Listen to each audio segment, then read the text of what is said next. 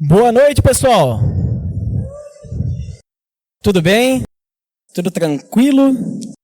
Gostaria de dar as boas-vindas a todos. Sejam todos muito bem-vindos. Pessoal, gostaria de pedir para vocês abrirem, se prepararem com suas Bíblias lá em Êxodo.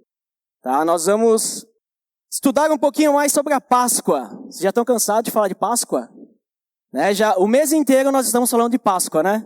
Começamos no primeiro domingo do mês. Segundo domingo do mês, semana passada era Páscoa, obviamente a gente ia falar de Páscoa, né? E hoje, passou a Páscoa, vamos continuar falando de Páscoa. Por quê?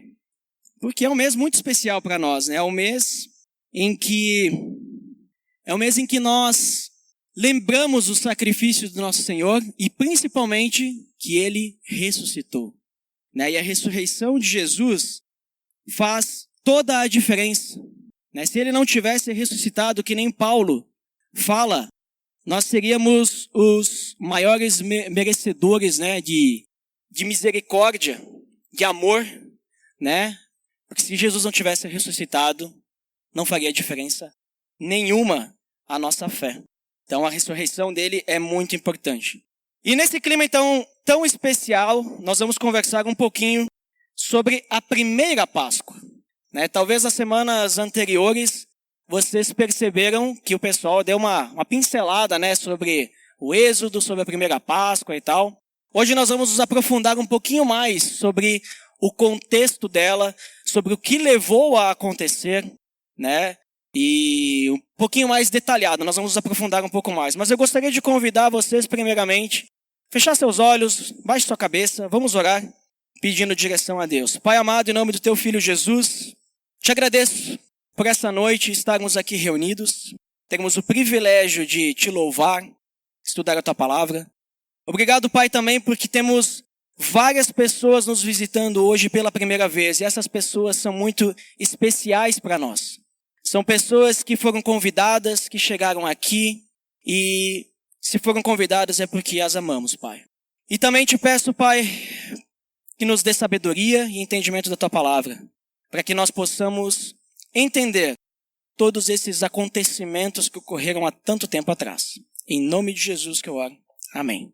Então, para a gente falar da primeira Páscoa, nós precisamos primeiramente entender o contexto dela. O que motivou essa primeira Páscoa, o que levou essa Páscoa a acontecer, né? Por que chegaram a esse ponto. Então, só para a gente entender um pouquinho, um resumo sobre como os israelitas foram parar lá no Egito. Vocês sabem que eles estavam lá, né, e aconteceu todo aquele acontecimento do Êxodo, mas como é que eles foram parar lá antes? Se a gente lembrar, antes da história de Moisés, temos a história de José. Já ouviram falar da história de José?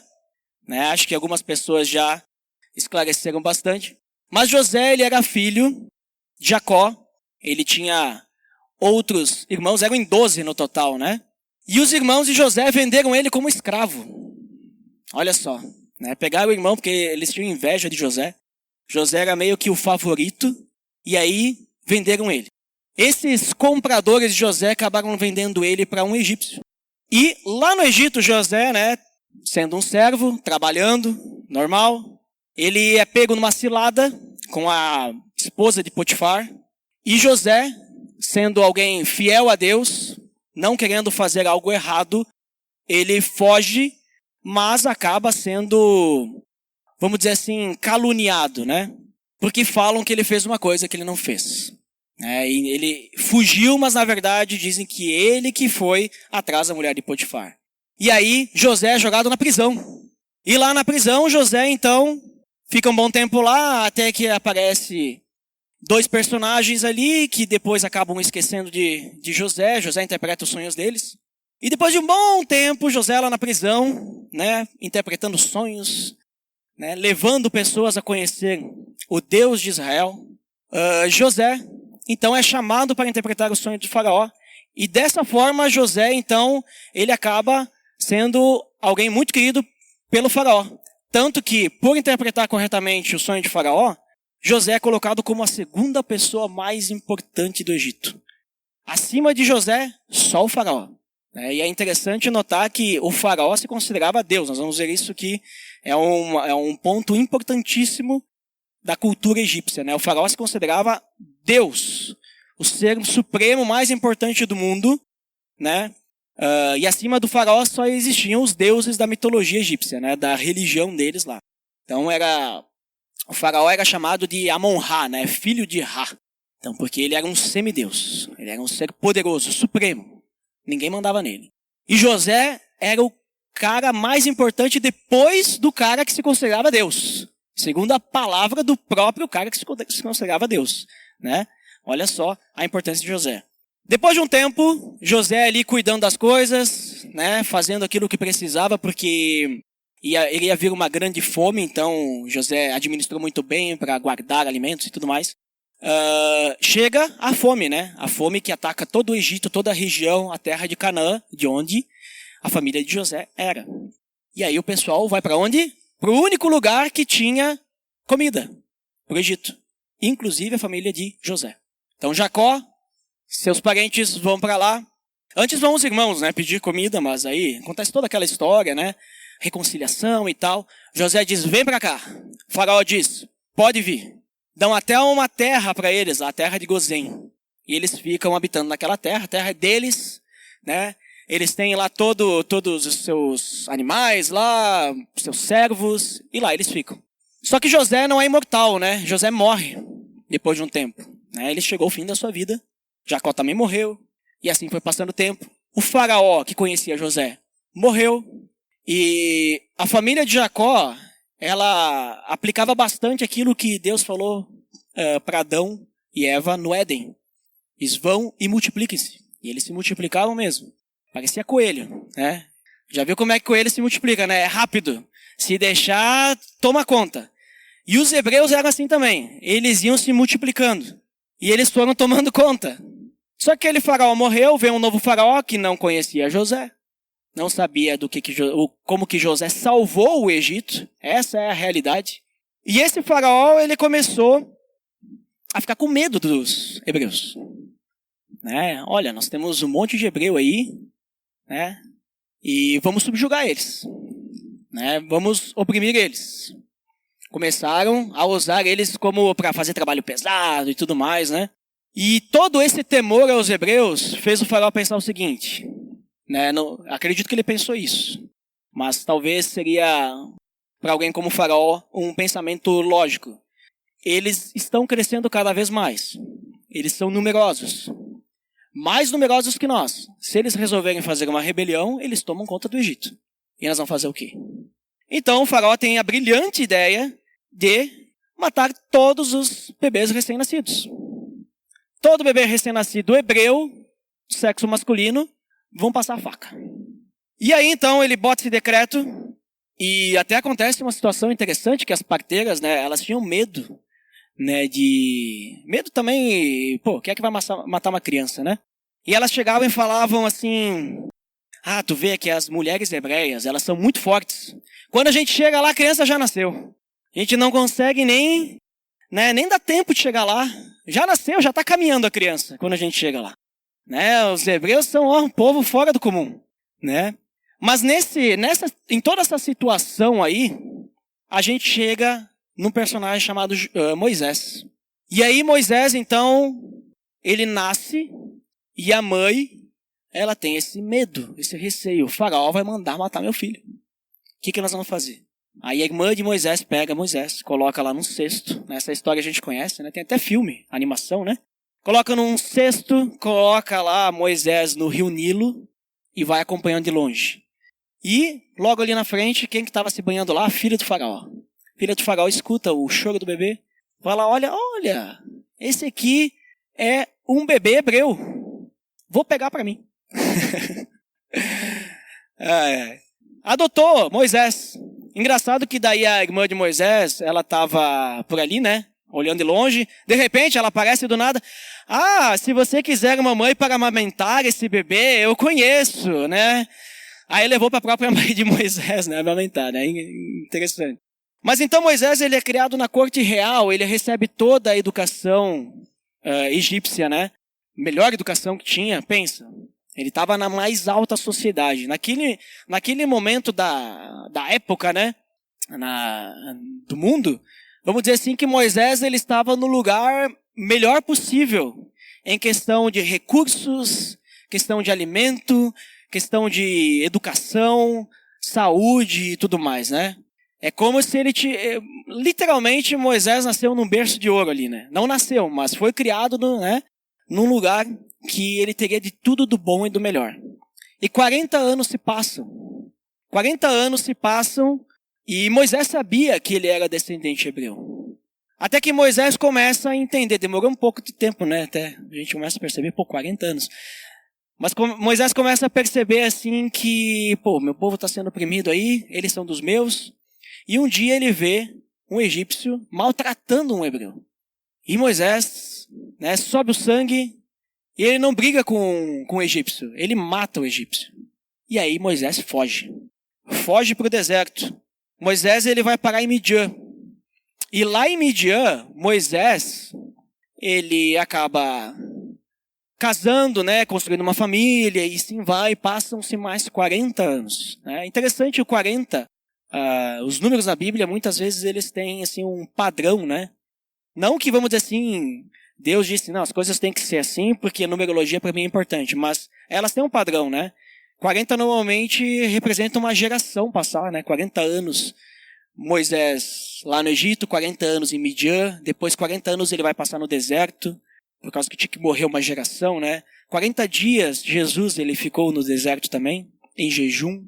Então 40 é bem particular nesse ponto, né? 40 anos depois, Deus escuta o clamor dos hebreus na terra do Egito. Deus escuta e vê o sofrimento do povo. E então Deus chama Moisés. Ele aparece na sarça ardente. Lembra dessa parte da história? Ele aparece lá na sarça, a sarça que queimava, mas não se consumia. E vem uma voz lá da sarça. E Moisés é chamado por Deus. E Moisés, ele é meio relutante, né? Dizem que Moisés era gago, que ele não sabia falar direito. Talvez Moisés não fosse gago ou não sabia falar direito palavras, não sabia, né? E aí Moisés começa a achar 1001 desculpas para dizer, não, mas chama outro. Né? Em resumo, eu interpreto as palavras de Moisés daqui a pouco, né? Posso estar interpretando errado, mas julgando ele, né? Mas parece que Moisés estava dizendo assim, Senhor, mas tô tão bem aqui em Midian, tá tudo dando certo para mim aqui. E tu vai chamar eu, que fugi de lá, porque eu matei um cara. Com que cara que eu vou voltar lá? E eu não sei nem falar direito. Me deixa quieto aqui, chama alguém capacitado, chama um general aí, chama um cara que vai poder lutar por aquele povo, chama alguém importante. Não, Moisés, é tu que eu quero. Porque não é tu que vai libertar o povo, mas sou eu que vou libertar. Então tu é a pessoa certa.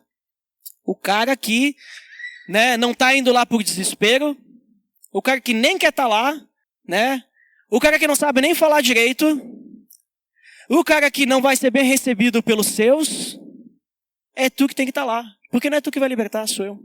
Mas não te preocupa, que eu vou pegar teu irmão, Arão, e ele vai te ajudar a falar com o faraó, com o povo lá, não te preocupa.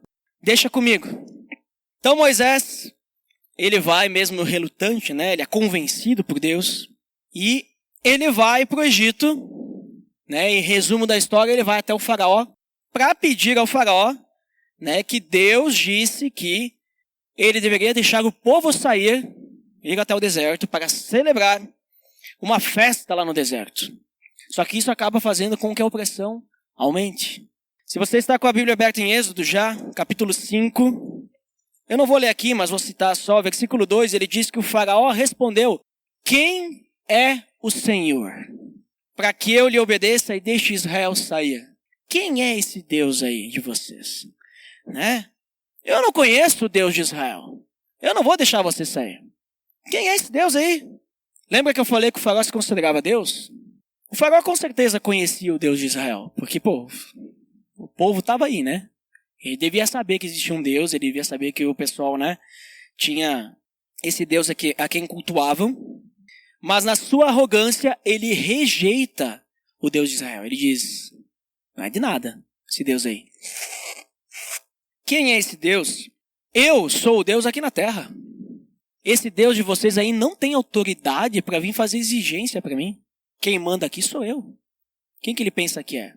E aí, esse foi o maior erro que o faraó do Egito cometeu, né? Foi o maior erro que ele cometeu, porque o que aconteceu depois foi o seguinte: no capítulo 6, no versículo 1, Deus diz para Moisés assim: agora você vai ver o que eu vou fazer com o faraó. Agora sim. Ele teve a chance dele de aceitar, de me ouvir, dizer: vai, pode ir, vai tranquilo. Vocês estão comendo a nossa comida aqui, né? Nosso recurso. Se bem que eles tinham a terra deles, né? Eles mesmos que produziam seu próprio alimento.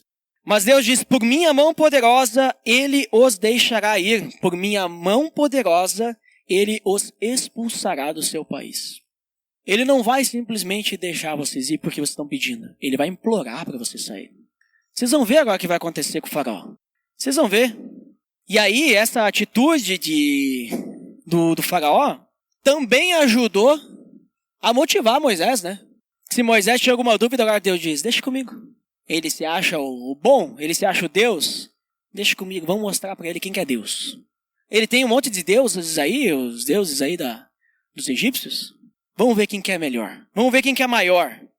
Então Deus envia 10 pragas sobre a terra do Egito, para demonstrar toda a soberania dele perante o Egito, e para demonstrar que os ídolos do Egito e todos os sábios e feiticeiros deles não eram nada perante o Deus de Israel.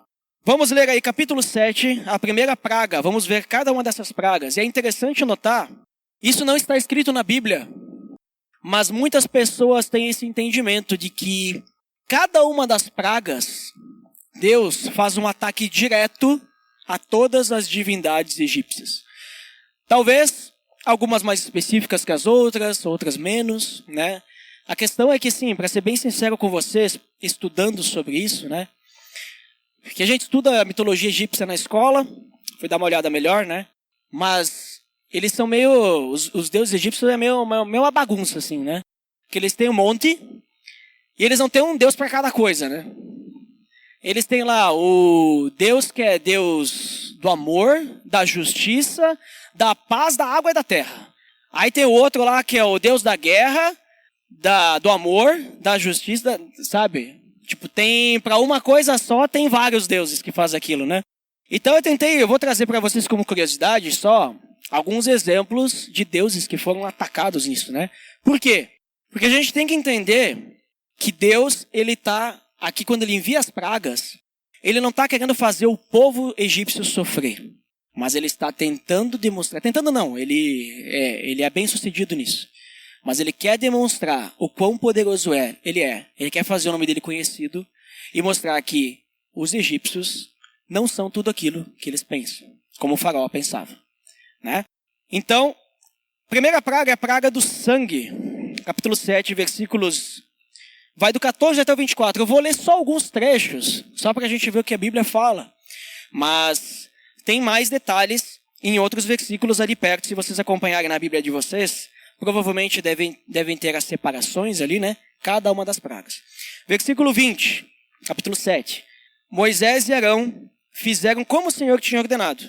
Arão levantou a vara e feriu as águas do Nilo, na presença do faraó e dos seus conselheiros. E toda a água do rio transformou-se em sangue. Os peixes morreram e o rio cheirava tão mal que os egípcios não conseguiam beber das suas águas.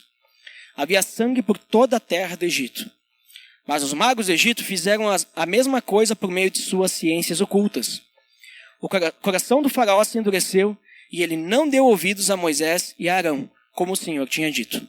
Então, eles chegam lá na frente do rio Nilo, o rio mais importante para eles, né? Inclusive para eles, o rio Nilo era um deus. Eles tinham um deus do rio Nilo, o deus Hapi, e eles chegam lá e transformam toda aquela água em sangue. Não só a água do Nilo, mas toda a água do Egito. Se vocês estivessem lá no Egito, se vocês tivessem uma vasilha dentro da casa de vocês com água, vocês iam pegar aquela água e ela tinha virado sangue. Os peixes morrem, a água cheira mal, porque cheira sangue, né? Peixe também não sobrevive no meio de sangue, ele sobrevive no meio da água. Só que acontece uma coisa aí que faz o faraó ter o seu coração endurecido. Porque os magos, os feiticeiros lá do Egito, eles conseguem replicar esse feito. Não sei onde é que eles acharam água lá, mas eles transformam água em sangue também. Eles dão lá, fazem alguma porção, alguma coisa assim, e transforma também. Daí o que o faraó pensa? Isso aí é um truque de vocês. Se Deus de vocês não está com nada. Porque os meus magos, os meus feiticeiros, eles também conseguem. Olha ali, ó. Deu empate nessa aí. Só que o faraó não levou em consideração que não foi só o Nilo, né? Que, foi toda a água do Egito. É o que a Bíblia fala, toda a água do Egito. Mas para quem está numa discussão, quem está num debate, não importam os fatos. O que importa é aquilo que eu quero ver. E o faraó queria ver o quê? Que ele não era menor que o Deus de Israel. Então, aqui ó, meu mago transformou esse copinho aqui em sangue também. Não importa se vocês transformaram o rio inteiro. Tá aqui ó. Isso aí é um truque de vocês. Estão com nada.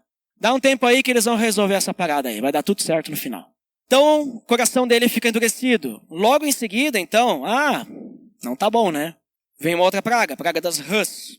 Capítulo 8, leia aí comigo o versículo 6. Assim Arão estendeu a mão sobre as águas do Egito, e as rãs subiram e cobriram a terra do Egito. Mas os magos fizeram a mesma coisa, por meio das suas ciências ocultas. Fizeram subir rãs sobre a terra do Egito. Então, eles começaram a ver um monte de rã aparecendo. Isso também é interessante, porque eles tinham uma deusa, Rã, né? Era a deusa dos partos e da ressurreição. E ela tinha uma aparência de rã.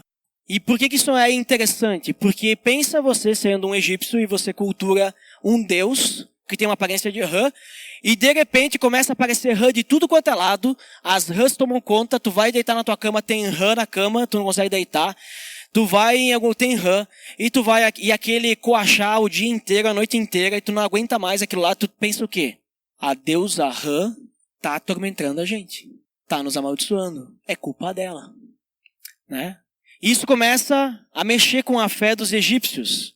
Só que eles também conseguem replicar. E aí no versículo 13 ao 15, né, o faraó, ele roga por alívio, ele, né, implora, liberta a gente disso aqui, né, manda embora, eu vou libertar vocês. Só que então Deus liberta, e o Senhor atendeu o pedido de Moisés. Morreram as rãs que estavam nas casas, nos pátios e nos campos. Foram ajuntadas em montões, e por isso a terra cheirou mal. Mas quando o faraó percebeu que houve alívio, obstinou-se em seu coração e não deu mais ouvidos a Moisés e a Arão, conforme o Senhor tinha dito. Mais uma vez, endurecido. Então, vem a terceira praga, a praga dos piolhos. Toda a terra do Egito se transforma em piolho. Todo pó, né? E aí as pessoas são acometidas por piolhos que eles não conseguiam nem enxergar. Tão pequenos que eles eram. Precisava coçar, né? Piolho pelo corpo todo.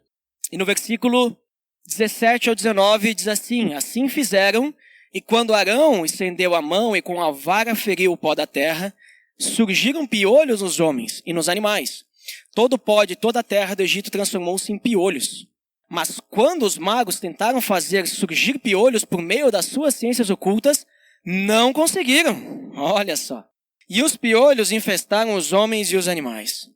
Os magos disseram ao faraó: isso é o dedo de Deus. Mas o coração do faraó permaneceu endurecido e ele não quis ouvi-los, conforme o Senhor tinha dito. Então, mesmo eles não conseguindo replicar, né, o faraó fica com seu coração endurecido. Aqui mais uma vez, deuses do Egito são atacados. Dessa vez eles tinham vários deuses, né, que eram deuses da magia, deuses da sabedoria. E aqui Deus está atacando dizendo assim: quero ver agora replicar. Quero ver resolver isso aí com a magia de vocês aí. Não conseguiram. Quem liberta eles disso aí depois é Deus, o Deus de Israel. Até mesmo isso foi um baque para os egípcios também na sua fé, na sua religião, porque os sacerdotes egípcios, eles se raspavam, eles tinham que ficar muito limpos, né, purificados para fazer o trabalho sacerdotal. Mas por causa dos piolhos, eles estavam impuros. Então, durante todo esse período, quando tinha piolho, eles não poderiam cultuar os deuses deles. Olha só que interessante isso, né?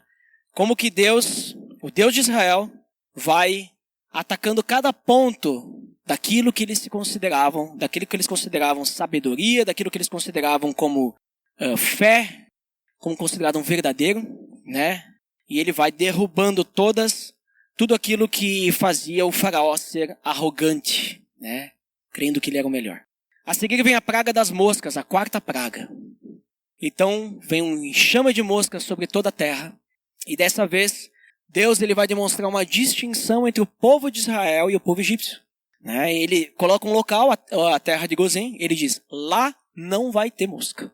Mas todo o Egito vai ser assolado por um enxame de moscas. Então lá na terra de Gozém não vai a praga. Versículo 17. Versículo 21. Se você não deixar meu povo ir, enviarei enxames de moscas para atacar você. Os seus conselheiros, o seu povo e as suas casas. A casa dos egípcios e o chão em que pisam se encherão de moscas. Mas naquele dia tratarei de maneira diferente a terra de Gozém, onde habita o meu povo. Nenhum enxame de moscas se achará ali, para que você saiba que eu, o Senhor, estou nessa terra. Farei distinção entre o meu povo e o seu. Esse sinal miraculoso acontecerá amanhã. E assim fez o Senhor. Grandes enxames de moscas invadiram o palácio do faraó e as casas de seus conselheiros. E em todo o Egito, a terra foi arruinada pelas moscas. E no 28, disse o faraó, eu os deixarei ir e oferecer sacrifícios ao Senhor, o seu Deus no deserto. Mas não se afastem muito e orem por mim também. Então aqui a gente vê o faraó já dando uma balançada. Só que ele implora, mas ele barganha. Ele diz, tá, pode ir, mas não muito longe. Né? Sabe quando vocês estavam, sei quando vocês eram pequenos, eu era assim, né? Tava em algum lugar com a mãe, aí disse, mãe, eu quero ir ali brincar ali. Sim, vai, mas fica onde eu posso te ver, né? Não vai muito longe. Quando tu me vê, tu pode ir. Né? Fica onde eu posso te ver. Faraó, eu queria mais ou menos isso. Enquanto eu estiver vendo vocês, pode ir, né? Porque eu não quero perder vocês. Isso que o faraó queria. Ele não queria perder o povo ali, né? Que trabalhava arduamente por ele. E aí, no versículo 32, então, o que acontece? Que a barganha não funciona, né? Quem manda aí é Deus, né? Não o faraó. O faraó que está no controle, mas não é assim que funciona. 32, mas também dessa vez o faraó obstinou seu coração e não deixou que o povo saísse. O cara estava com o coração endurecido. Isso a gente lê na Bíblia que também é por causa de Deus. Deus endureceu o coração do faraó. Aí a gente pensa, não, mas como assim Deus endureceu o coração do faraó? Por que isso? Tipo, Deus é um Deus mau. Mas a gente viu ali no início que o faraó causou tudo isso para ele e para o povo, né? Porque na primeira conversa ele disse, deixa a gente ir. Quem é esse Deus que quer mandar em mim? Quem é? Então tá, vou te mostrar quem é esse Deus que quer mandar em ti. Quem é esse Deus que tem autoridade? Mas eu não vou simplesmente dizer que ele tem autoridade. Tu vai ver a autoridade dele. Tu vai ver a soberania desse Deus. A quinta praga, a morte dos rebanhos. Aqui também há uma distinção. Capítulo 9, versículo 2. Se você ainda não quiser deixá-lo ir e continuar a impedi-lo, saiba que a mão do Senhor trará uma praga terrível sobre os rebanhos do faraó que estão nos campos. Os cavalos, os jumentos, os camelos, os bois e as ovelhas. Mas o Senhor fará a distinção entre os rebanhos de Israel e os do Egito. Nenhum animal dos israelitas morrerá. Então todo gado egípcio morre, mas nenhum gado hebreu morre. Há uma distinção. E a gente percebe, os animais eram muito importantes para os egípcios. Muito importantes para os egípcios. Tanto que eles tinham vários deuses que tinham fisionomia de animal. Né? Eles tinham, por exemplo, uma deusa que era uma deusa que tinha o formato, a cabeça de vaca. Né? Algumas que tinham um chifre e tal. Tinha uma deusa também, uma outra deusa, que também é representada como uma vaca daí em si. Os caras misturavam as coisas lá, né? Tinha um deus que era o deus touro, né? O deus Apis, era o deus da fertilidade dos rebanhos. Então, tá atacando direto, ó. Quero ver o deus touro, o deus vaca aí de vocês, impedir que todas essas pragas, essas doenças que vai acometer os animais de vocês, salve os animais de vocês. não salvou, morreu, né? Mas os hebreus não tiveram esse problema. No versículo 7, o faraó mandou verificar e constatou que nenhum animal dos israelitas havia morrido. Mesmo assim, seu coração continuou obstinado e não deixou o povo ir, ainda com o coração endurecido. Em seguida veio uma outra praga que agora começa a atacar o povo egípcio. Até agora, vamos dizer assim, se bem que a praga dos piolhos também, né, incomodou o pessoal, né? Mas agora vem uma praga que não é de animal vindo, como as rãs, piolhos, moscas, mas é uma praga que traz doença diretamente para os egípcios, as úlceras, né? Talvez você tenha na sua Bíblia a escrita ali em cima, as feridas purulentas. Então no versículo 10 do capítulo 9, diz assim: eles tiraram cinza de uma fornalha e se puseram diante do faraó, os irmãos ali, né? Moisés a espalhou pelo ar e feridas purulentas começaram a estourar nos homens e nos animais. Nem os magos podiam manter-se diante de Moisés, porque ficaram cobertos de ferida, como os demais egípcios. Mas o Senhor endureceu o coração do faraó e ele se recusou a atender Moisés e Arão, conforme o Senhor tinha dito a Moisés.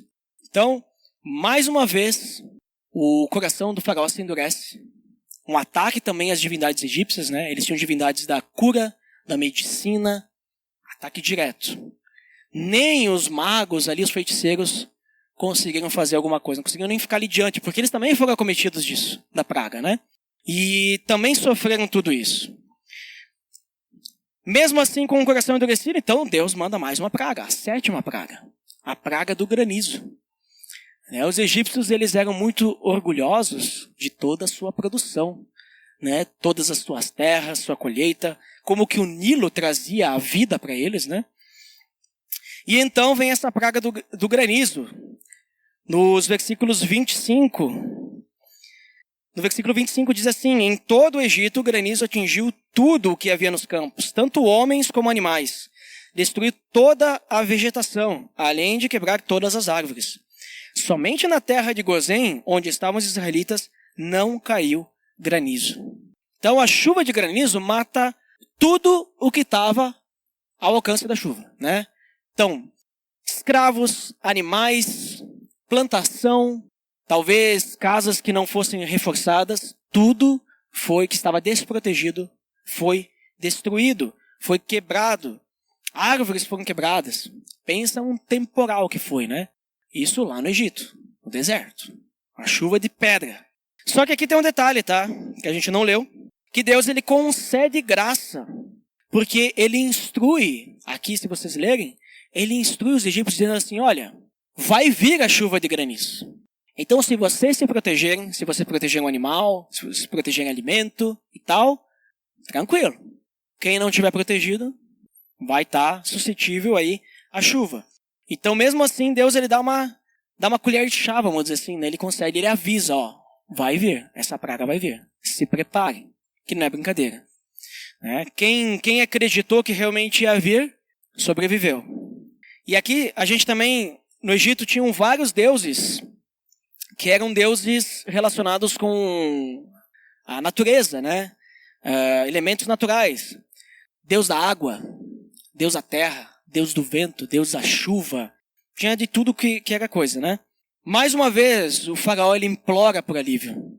Versículo 34 diz assim: quando o faraó viu que a chuva, o granizo e os trovões haviam cessado, pecou novamente e obstinou-se em seu coração, ele e os seus conselheiros.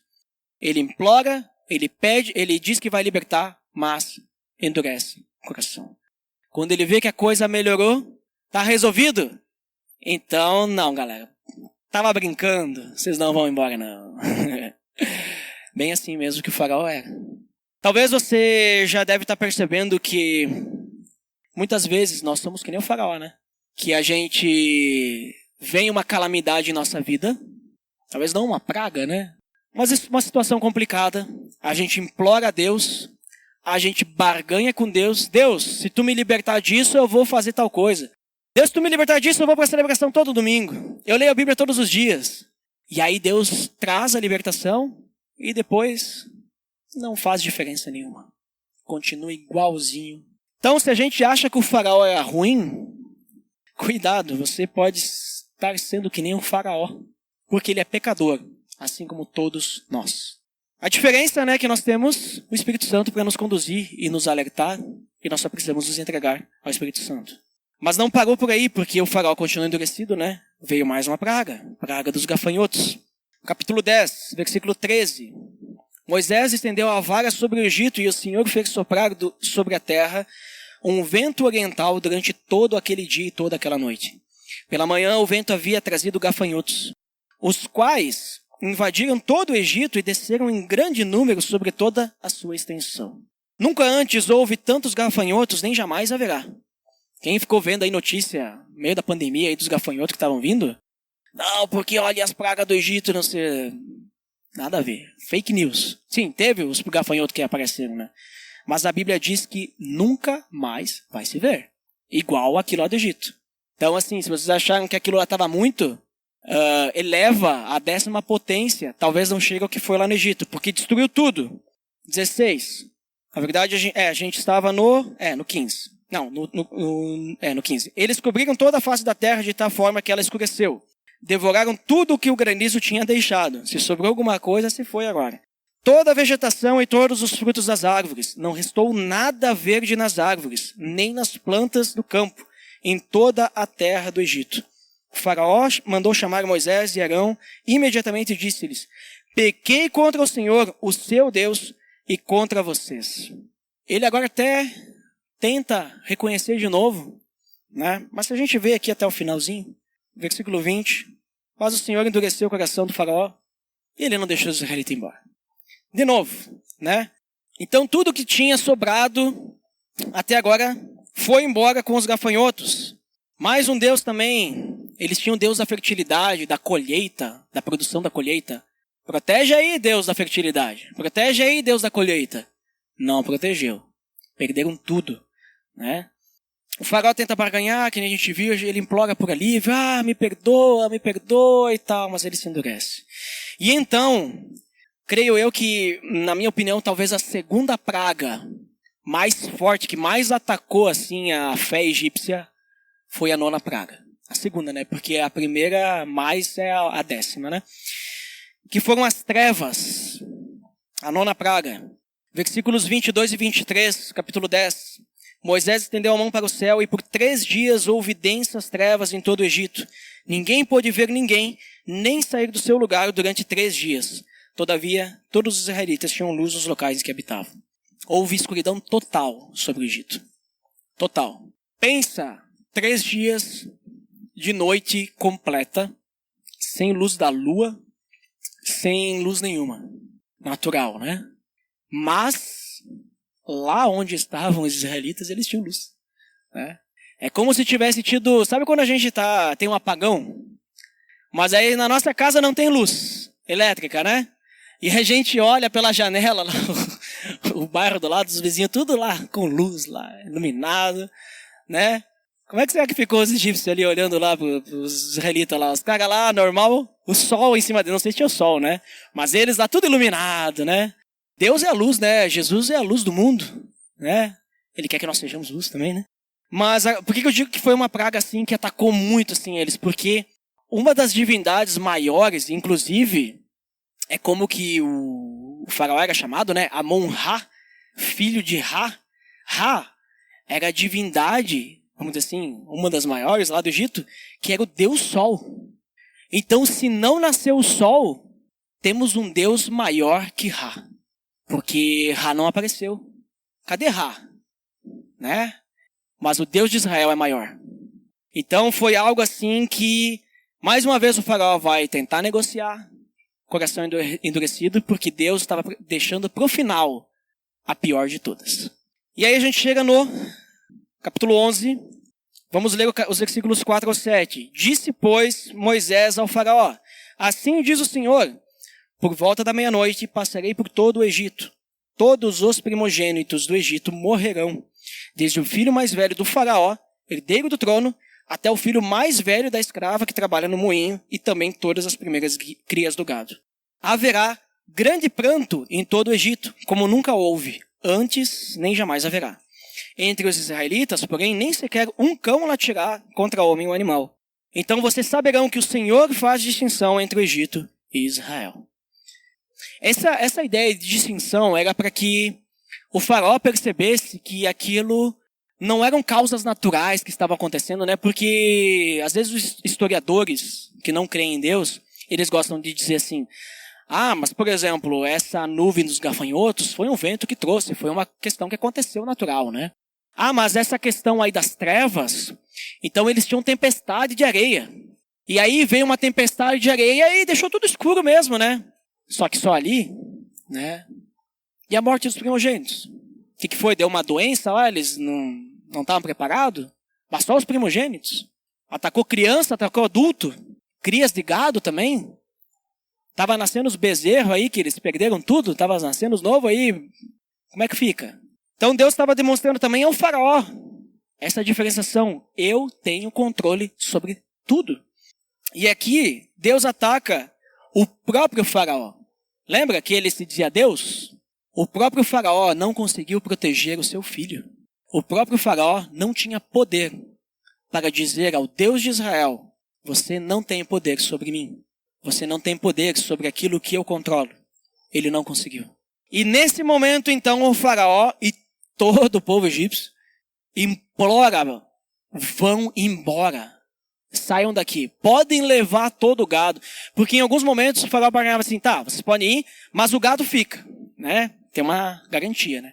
Não, vocês podem ir, mas mulher e criança não vai, só homem. Agora ele diz: vai, leva as mulheres e as crianças, leva o gado, leva tudo. Se vocês querem alguma coisa, a gente dá, vai embora. Sumam daqui. Tamanha foi a percepção que eles tiveram do poder de Deus. Que eles sabiam que se continuasse, cada vez ia piorar, né? E para eles foi algo grandioso demais. E aqui então nós chegamos na Páscoa, né? Todo esse tempo aqui para a gente entender o contexto e entender o que simboliza, por que teve que ter essa Páscoa.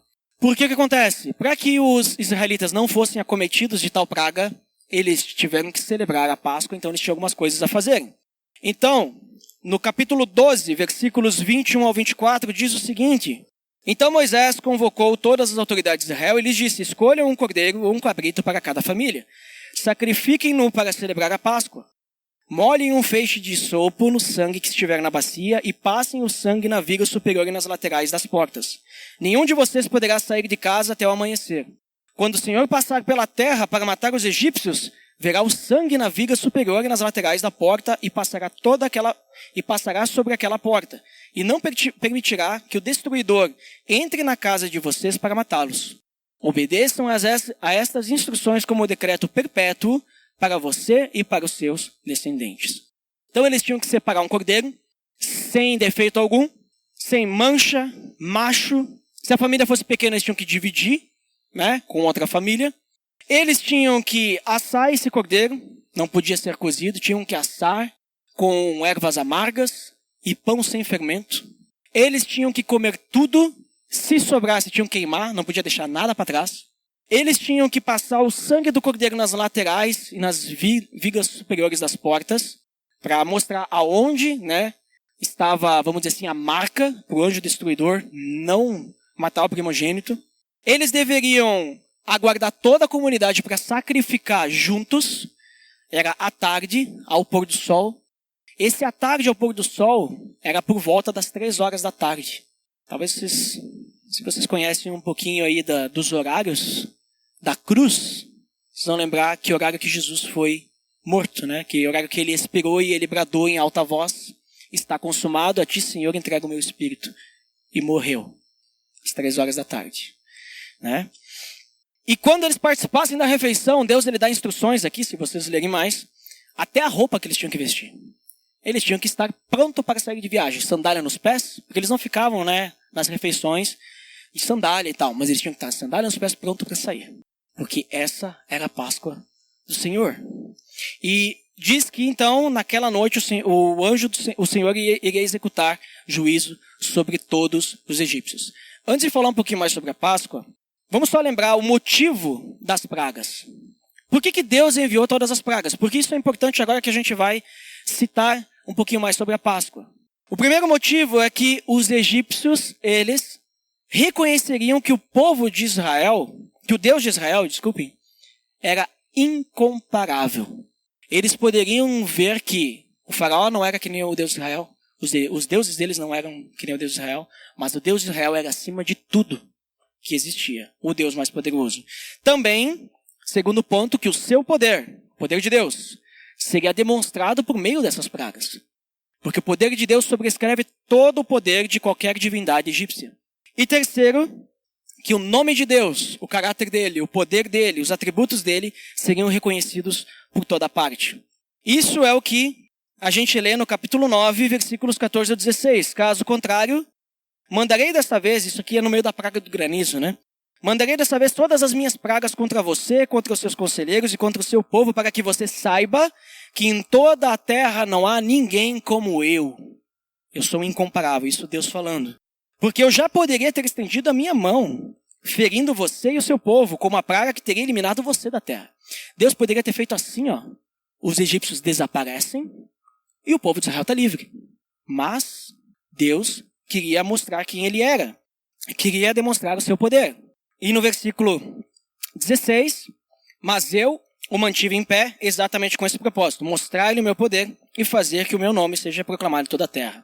Duvido os egípcios esconderem tamanha humilhação que eles sofreram com essas 10 pragas. Impossível. E no versículo 1 e 2 do capítulo 10, também era para o povo de Israel, o povo hebreu, perceber o Deus deles. Porque talvez eles poderiam pensar, não, mas a gente está sendo oprimido aqui, mas será que o nosso Deus é poderoso mesmo para isso? O Senhor disse a Moisés, vai ao faraó, pois tornei obstinado o coração dele e os seus conselheiros, a fim de realizar estes meus prodígios entre eles. Para que você possa contar a seus filhos e netos como zombei dos egípcios e como realizei meus milagres entre eles. Assim vocês saberão que eu sou o Senhor. Para que o povo de Israel pudesse entender. Então, nessa última praga, depois que todos tinham esse entendimento, olha como o nosso Deus é maravilhoso, como ele é poderoso, como os egípcios não estão com nada. E os egípcios entendendo também, agora Deus vai efetuar um juízo. Nós temos que obedecer a ele, porque até agora não foi brincadeira. Se a gente não fizer esse sacrifício do cordeiro e fizer tudo as instruções do jeito que tem que ser, a gente vai sofrer como os egípcios, porque agora Deus não está dizendo lá na terra de Gozém não vai passar o anjo destruidor. Deus está dizendo, façam isso. Quem fizer isso, vai estar tranquilo. Quem não fizer, vai perder o seu primogênito. Então a última praga é a única que Deus dá instruções específicas para os israelitas de como que eles tinham que fazer, né, para não sofrer. E também ele diz para eles celebrarem anualmente. Essa Páscoa que eles fizeram nessa noite, eles praticaram depois, né? Inclusive a segunda Páscoa foi no deserto. Libertos. Isso para que eles lembrassem como que o Senhor libertou eles da opressão do Egito. Como que o Senhor guiou eles para a liberdade. Para que eles lembrassem que sangue foi derramado para que eles pudessem ser livres. Sangue inocente, porque o cordeiro não tinha culpa nenhuma, né? Alguém teve que ser dado no lugar do primogênito, para que o primogênito não morresse. Um preço foi pago para isso. Também essa Páscoa era para que eles lembrassem que a vida do Egito era amarga, era dura. Eles sofriam lá, não era fácil. Então eles tinham que lembrar disso. Assim como as ervas e o pão sem fermento. Ervas amargas que eram junto ali do cordeiro, pão sem fermento para comer junto. Que depois, inclusive, eles saíram correndo, eles levaram massa preparada do pão sem fermento, né, enrolada nas roupas, em cima do ombro, para que eles lembrassem também que Deus apenas poupa aqueles que obedecem a eles, aqueles que tinham o sangue, né, nas vigas. Quem não obedece ao Senhor não é poupado. No juízo, quem tiver o sangue do cordeiro será poupado. Quem não tiver o sangue do cordeiro não será poupado. Foi essa Páscoa que Jesus celebrou na última ceia. Foi essa Páscoa que a gente conversou nas últimas 3 semanas. Várias pessoas estiveram falando aqui. Falamos sobre a ressurreição. Falamos sobre o sacrifício de Jesus. Falamos sobre diversos temas relacionados à Páscoa. Foi essa Páscoa que Jesus se reuniu com seus discípulos. né? Ele relembrou a libertação do seu povo e momentos depois, ele mesmo seria o cordeiro que estaria crucificado e derramaria o seu sangue para a libertação do seu povo. Só que agora não era mais sobre a opressão de um outro povo, como o povo egípcio. Agora era sobre a opressão, a escravidão do pecado. E essa festa dos pães sem fermentos, a gente vê ali que é bem explicado aqui em Êxodo, que eles depois, né, quando eles fossem comemorar novamente a Páscoa, ela não era só naquela noite. Começava dias antes, vários dias antes. Eles tinham que ficar um bom período sem usar fermento. E Jesus provavelmente, seus discípulos também já estavam sem fermento durante um certo tempo. Provavelmente eles já estavam experimentando esse momento, relembrando, se preparando, né? Experimentando a dureza do Egito, vamos dizer assim. Certamente eles tinham ervas amargas lá na ceia. A gente só lembra do pão e do cálice, né? Mas certamente tinha o cordeiro lá, tinha erva amarga lá, né? Eles estavam participando de uma refeição, era uma janta, né? Eles não iam jantar só pão e vinho, né? Não sei, talvez alguém jante. Mas eles estavam celebrando a Páscoa. Se eles não tinham comida nenhuma durante aquela semana, eles iam passar fome para na Páscoa ter aquilo que era necessário para participar, porque era extremamente importante ter, né? Mas só que quando ele relembra tudo isso, Jesus está preparando para a sua própria crucificação. Jesus está preparando para a própria Páscoa, né? Era o costume ali de sacrificar, né, o animal, falei antes, às 3 horas da tarde. Jesus mesmo vai ser sacrificado às 3 horas da tarde. Ele já estava preparando, ele foi flagelado, ele levou sobre si os nossos pecados. Ele pagou o preço, ele é esse cordeiro pascal. E ele usa esse momento da última ceia para dar uma nova direção para a Páscoa. Ele usa o seu sacrifício, ele pega todo esse momento, o melhor momento possível. Lembrem, estamos no momento de comemoração da libertação do Egito. E ele pega todo esse momento de comemoração de Páscoa. E ele é o sacrifício agora.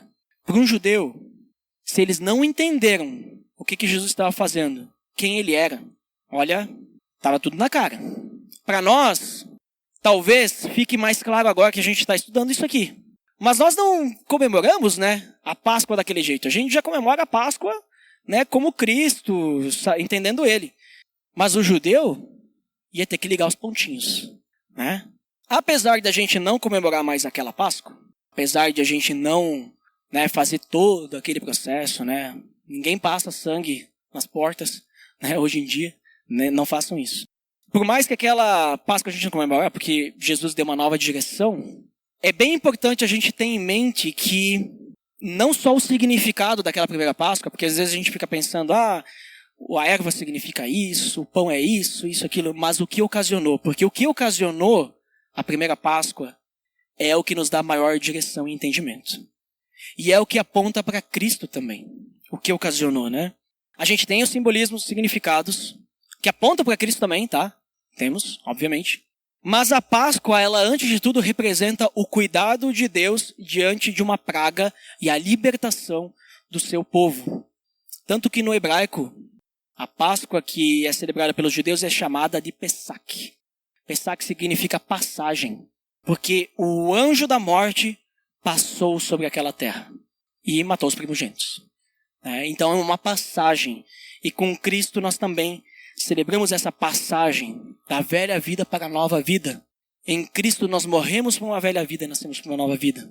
Em Cristo nós podemos perceber o cuidado que Deus tem diante de pragas, que é o pecado na nossa vida, a opressão que o pecado tem sobre nós, a escravidão, e nós vemos a libertação que Cristo nos traz. É exatamente a mesma coisa que eles viveram lá, só que em termos diferentes, de formas diferentes. Agora é algo muito mais espiritual do que físico. Agora é muito mais aquilo que a gente tem no nosso coração, o pecado, e então o Espírito Santo, após a conversão, do que uma escravidão de a gente ser açoitado lá, levar chicote, ter que carregar tijolo, né? E aí então a gente vai caminhar para o deserto, né? Então para a gente finalizar, aquela Páscoa, ela tem o mesmo significado da Páscoa de hoje. E a nossa libertação, ela necessita também uma entrega e obediência a Deus. Lembra que eu falei que apenas aqueles que obedecem não seriam oprimidos pela última praga, da mesma forma nós precisamos nos entregar e obedecer a Deus, para que Ele seja o nosso Senhor, senão nós não vivemos dessa forma. Né? Ele tem que guiar os nossos passos. E para a gente ter liberdade hoje, também sangue foi derramado. Assim como para eles serem libertados, irem para o deserto, estarem livres, sangue foi derramado, Cristo derramou o sangue dele. Ele morreu em nosso lugar. Alguém inocente morreu. E isso é para a gente relembrar sempre. Por isso a gente comemora a Páscoa todo ano.